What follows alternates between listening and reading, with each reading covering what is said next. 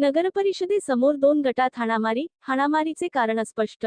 उदगीर शहरातील नगरपरिषदेसमोर दोन गटात हाणामारी झाल्याची घटना घडली आहे।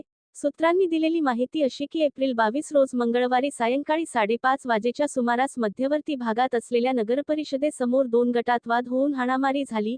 एकमेकांना मारहाण होत असताना लोकांनी मात्र बघ्याची भूमिका घेतली। कोणत्या कारणांमुळे हाणामारी झाली याचे कारण मात्र समजू शकले नाही।